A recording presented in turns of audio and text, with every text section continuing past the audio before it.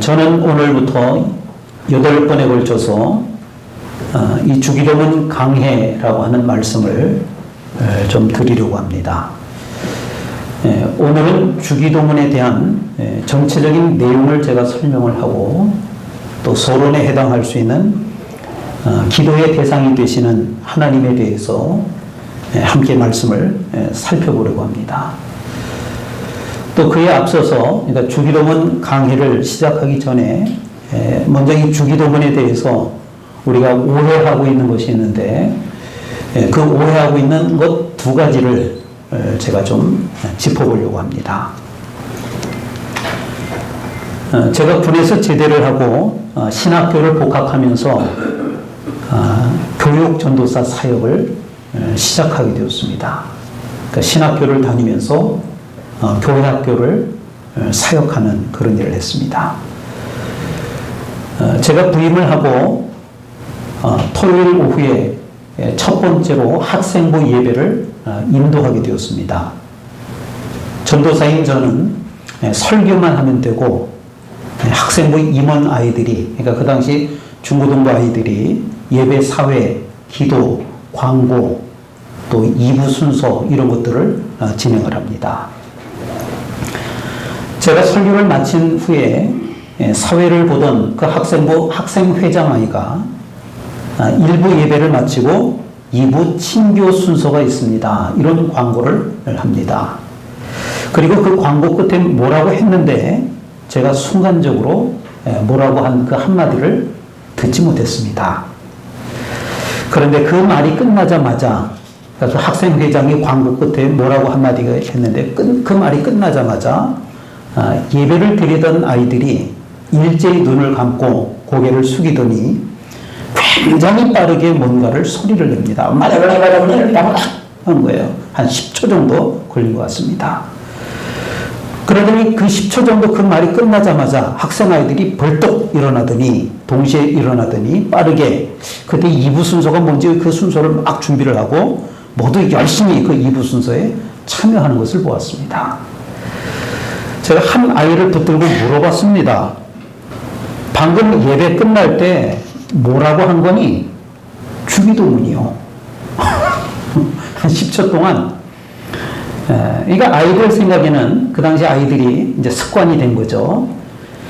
주기도문을 해야 일부 예배를 마칠 수가 있고 또 그래야 2부 순서를 할 수 있으니까 습관적으로 하나님 계시고 아멘 하고 끝낸 거예요. 그러니까 그게 이제 빨라지기 시작해서 이제 굉장히 빨라서 10초 만에 그냥 탁 끝내고 그 다음 행동을 하는 거였습니다. 이제 전도사라고 제가 처음 갔는데 충격이었습니다. 아니 이게 뭐지?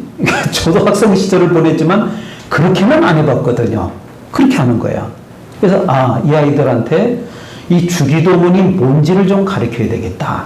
그래서 제가 당장 서점에 가서 그 주기도문에 관련된 책을 학교에서 배우려면 언제 배울지 모르잖아요. 그러니까 제가 그 책을 사서 공부를 하고 그리고 아이들을 맨 처음에 가르쳤던 것이 주기도문이었습니다.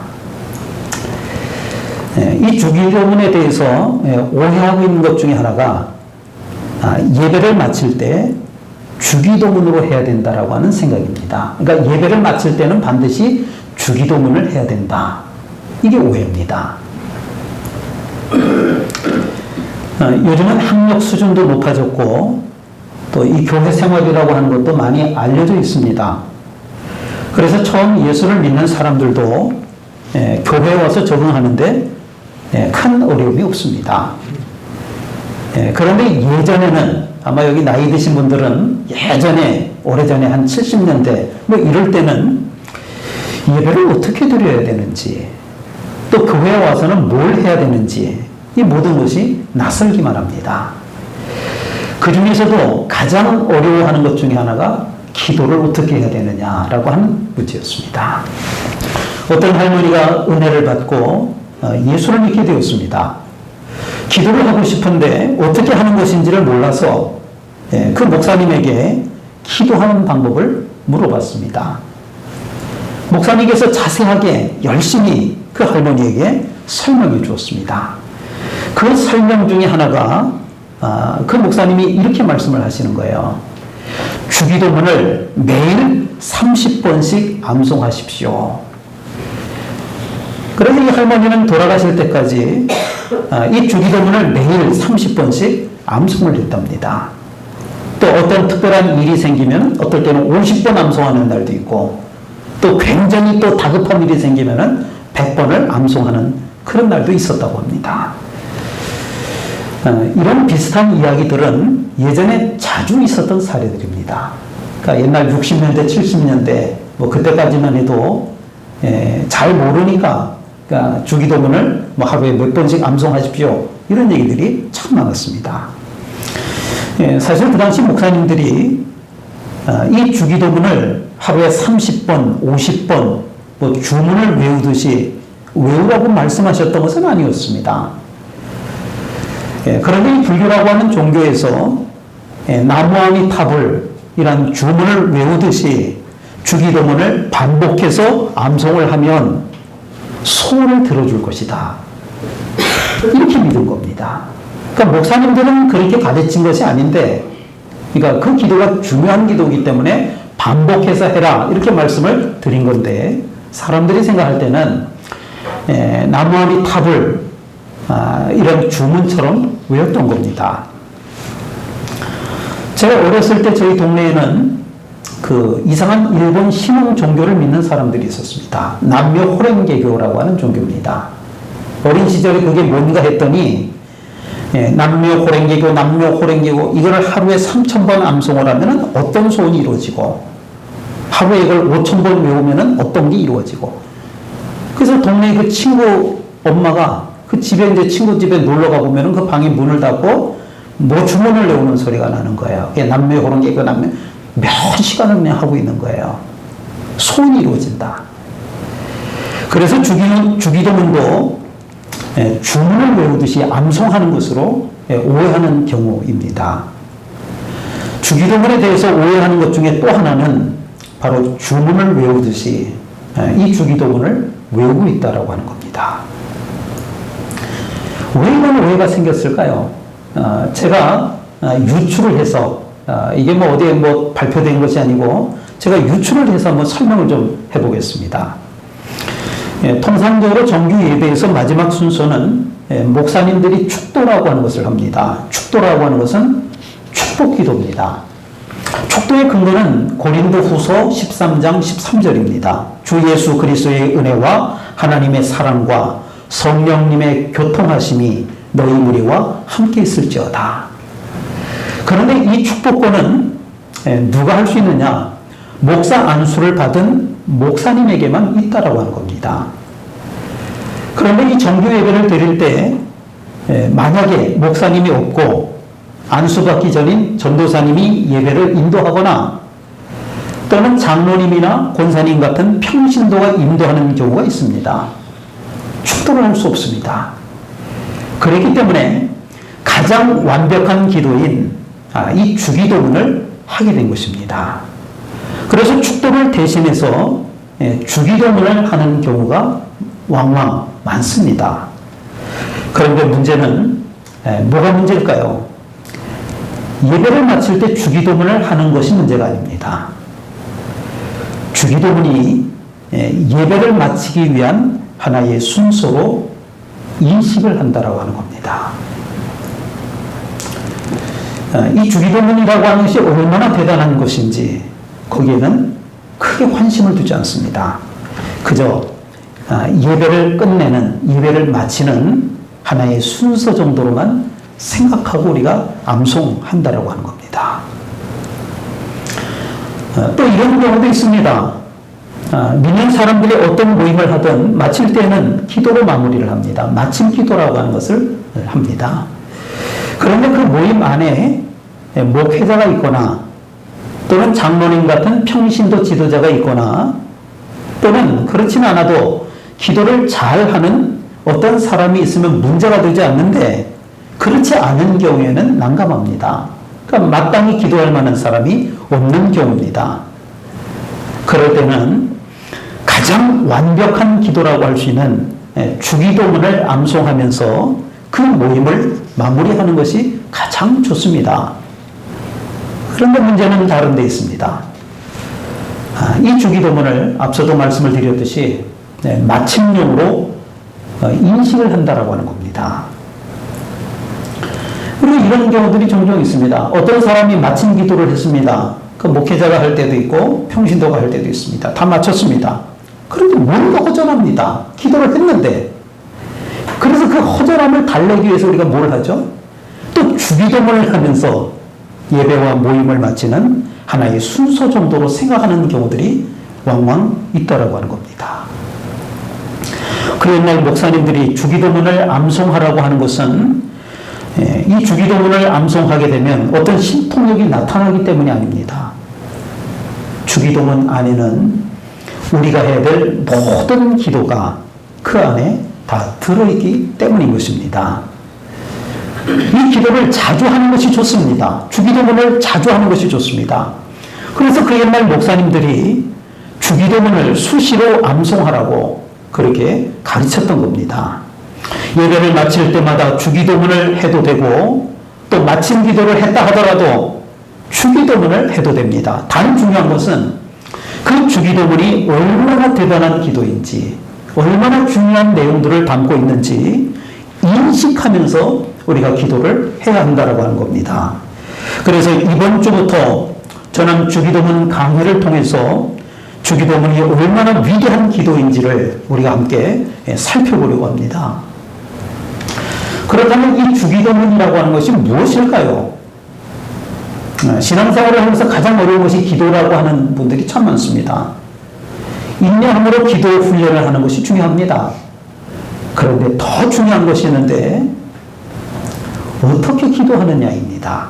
기도를 어떻게 해야 되느냐? 인내함으로 한다? 화려하게 한다? 길게 한다? 많이 한다?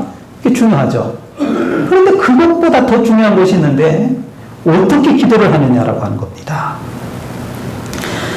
그래서 이 복음서라고 하는 성경에 보면 예수님께서 기도에 대해서 많은 교훈을 주고 계십니다. 그 중에 대표적인 것이 바로 이 주기도문이라고 하는 기도입니다. 오늘 말씀 9절입니다.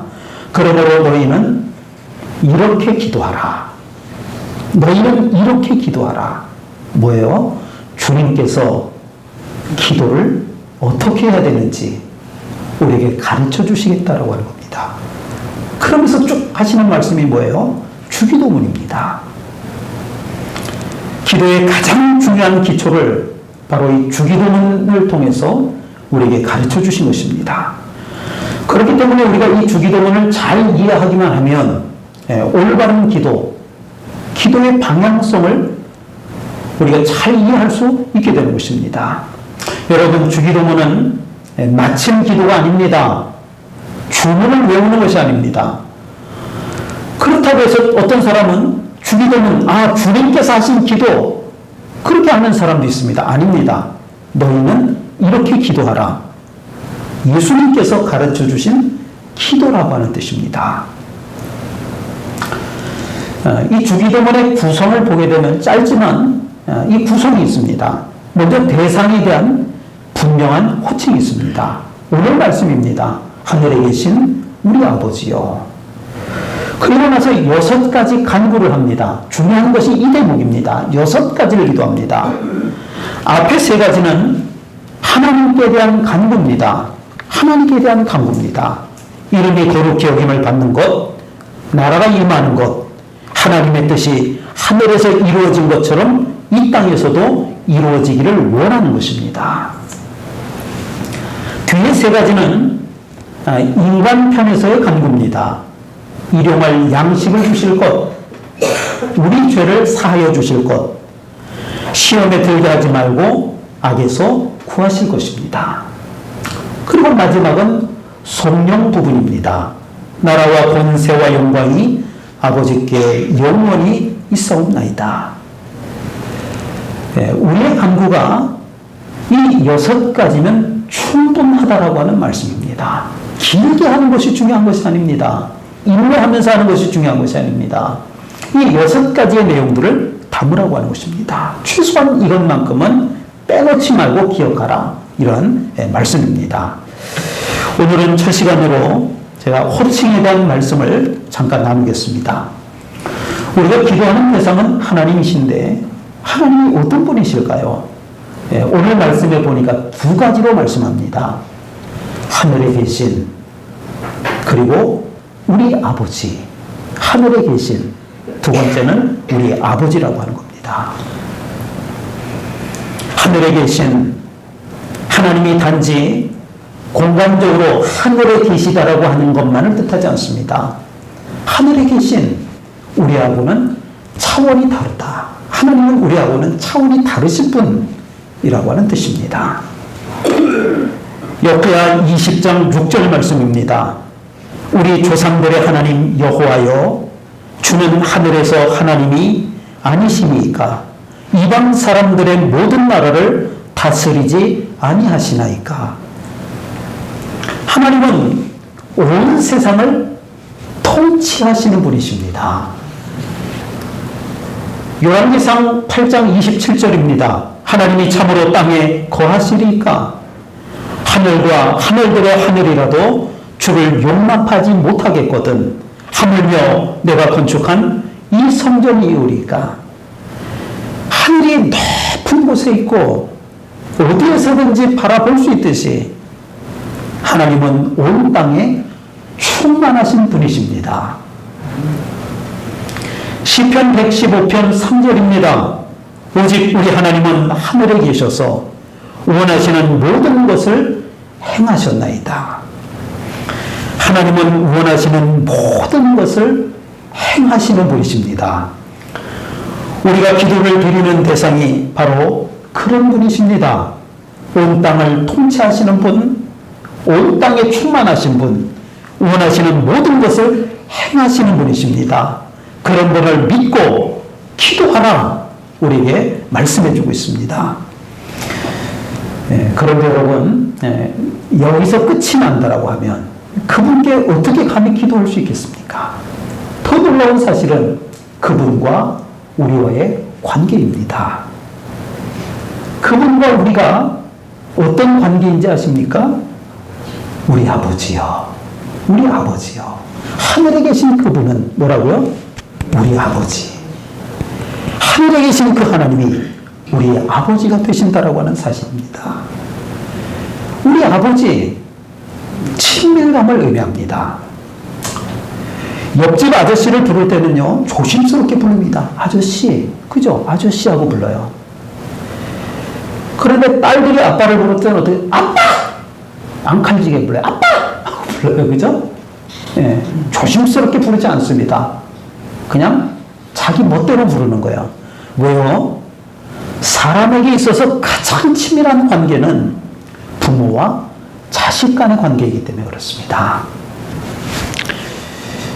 여러분, 이런 사실을 아십니까? 아빠라고 하는 이 말은, 이 음절은 세계 어느 나라나 다 비슷합니다. 왠 줄 아세요?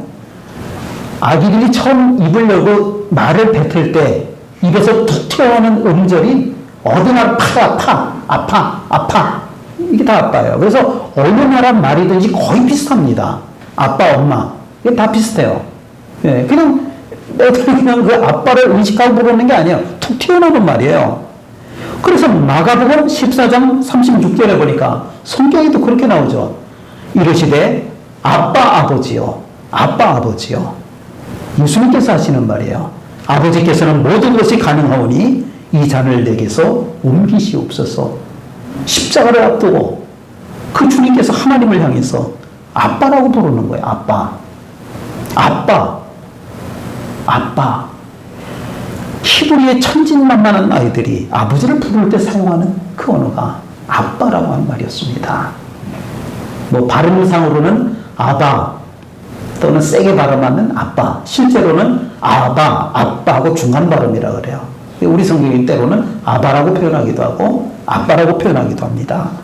어린아이들이 아빠라고 부를 때는 거기에는 어떤 서먹서먹함, 거리감, 이질감 없습니다. 아주 가깝다라고 하는 뜻입니다. 그런 친밀한 아버지, 그 아버지가 자녀된 우리에게 구하기만 하면 모든 것을 주시는 줄로 믿습니다. 자녀가 부모에게 달라고 하는데 주지 않을 부모는 없습니다. 하나님은 우리의 아버지이십니다. 올해 1분기는 이 삼성전자라고 하는 이 기업이 매출액이 133조. 놀랄 수가 없어요. 이게 감이 안 와. 뭔 말인지를 몰라, 이게. 그죠? 133조라는 뜻이 이게 뭔지를 우리가 알 방법이 없어. 이게 뭐 감도 안 와. 영업이익이 57조라고 발표를 했어요. 57조. 뭐 10억, 100억. 이런 우리가 대충 감이 올 텐데, 이건 감이 오지 않는 말입니다. 예, 어쨌든 그동안 전 세계 1위였던 그 젠슨 황이라고 하는 사람 왔다 갔다 하잖아요. 엔비디아라고 하는 기업이 1위였는데 이걸 추월을 한 겁니다. 뭐 그렇다고 해서 앞으로도 계속 1위를 유지할 수 있을지는 알 수가 없죠. 예, 그러나 AI 반도체의 호황으로 당분간은 아마 이 삼성전자라고 하는 우리나라 기업이 1위 수익을 내는 그런 기업으로 예측이 된다고 합니다. 대단하지 않습니까? 우리나라 기업이 세계 1위가 될 것이라고 어느 누가 상상이나 했겠어요. 예전에요. 100위까지 뭐 발표되고 이런 걸 봤는데, 오래전에. 우리나라는 그 100위권 안에도 하나도 없었었어요. 그런데 세계에서 돈 제일 잘 버는 회사가 우리나라 대한민국 기업이라는 거예요. 또 SK도 지금 치고 올라오고 있죠. 뭐 전 세계 뭐 순위권에 들어가는 기업들이 많습니다. 그러니까 삼성전자라고 하는 그 기업의 이재용 회장이라고 하는 사람은 너무나 부러운 사람이죠. 전 세계 최고의 부자 중에 한 사람이거든요. 그런데 그게 뭐 나하고 뭔 상관이 돼?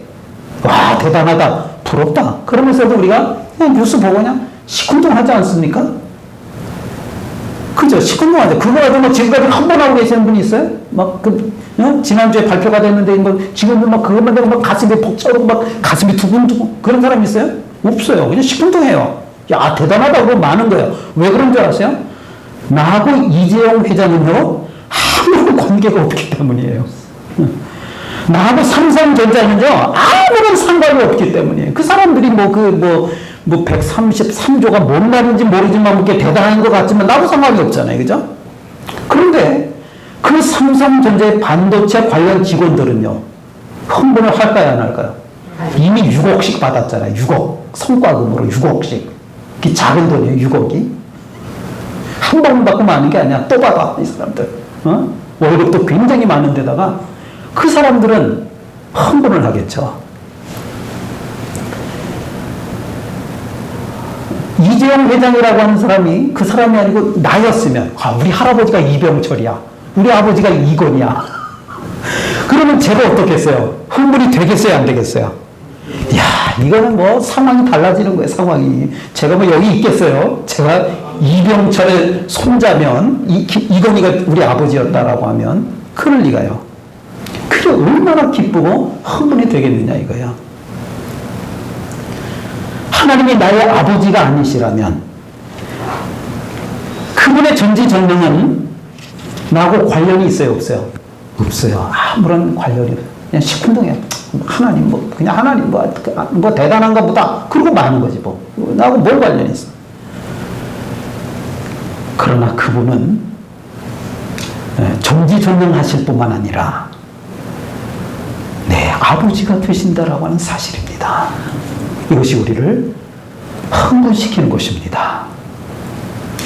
지금까지 우리 인생과는 전혀 다른 인생을 살게 해주셨다라고 하는 겁니다. 이 세상 누구와도 비교할 수 없는 영광의 인생이 그분이 아버지시라고 하는 것이 믿어질 수만 있다라고 하면 흥분이 된다라고 하는 것입니다. 성도 여러분, 이 사실을 믿으십시오. 전지전능하신 하나님이 내 아버지가 되심을 믿고 그분께 담대히 구하시기를 바랍니다. 한 어린아이가 길을 잃었습니다. 수많은 사람들이 도와줄까 물어봤지만 아이는 계속 울기만 합니다. 말도 못하는 아기가 뭔 말을 하겠어요. 그런데 멀리서 아버지의 목소리가 들렸습니다. 희철아. 그 순간 그 아이는 울음을 멈추고 사람을 미치고 아장아장 아버지 품으로 달려갑니다. 그 아이를 안아준 것은 돈도 지식도 힘도 아니었습니다. 아버지라고 하는 한 존재였습니다. 우리 인생도 그렇습니다. 세상은 수많은 해결책을 말하지만 예수님은 먼저 우리에게 하늘에 계신 우리 아버지를 바라보라, 그렇게 말씀하십니다. 기도는 문제를 해결하는 기술이 아닙니다. 테크닉이 아닙니다. 아버지의 품으로 돌아가는 것입니다. 말씀을 정리하겠습니다. 예수님께서는 이 주기도문의 첫머리에 기도를 가르쳐 주시면서 첫마디에 만군의 여호와로 시작하지 않으셨습니다. 전능하신 하나님으로 시작하지도 않으셨습니다. 하늘에 계신 우리 아버지요. 하늘에 계신 우리 아버지요. 이 한마디 속에 우리의 신분이 담겨 있는 것입니다. 우리는 버려진 사람들이 아닙니다. 하늘에 계신 아버지의 자녀들입니다. 우리는 혼자가 아닙니다.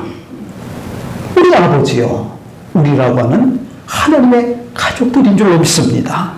우리 아버지는 땅의 한계를 뛰어넘어서 모든 것을 다스리시는 하늘에 계신 아버지이십니다. 기도를 시작할 때마다 잠시 멈추고 이 한마디를 깊이 묵상하시길 바랍니다. 하늘에 계신 우리 아버지요. 이 고백이 입술의 문장이 아니라 우리의 마음에 확신이 될 때, 우리 기도는 형식이나 의무적으로 하는 것이 아니라 자녀가 아버지께 드리는 사랑의 대화가 될 줄로 믿습니다. 하늘에 계신 우리의 아버지요, 이 한마디가 우리의 삶을 새롭게 하는 믿음의 고백이 되시기를 주님의 이름으로 축원을 드립니다. 기도하겠습니다. 하나님 아버지, 주기도문이 얼마나 귀한 기도인지 오늘 말씀을 통하여 깨닫게 해주시니 감사합니다. 이 말씀을 들으면서 올바른 기도를 하게 하옵소서. 우주 만물을 창조하신 우리 하나님이 우리의 아버지가 되신다라고 하는 사실을 깨닫습니다.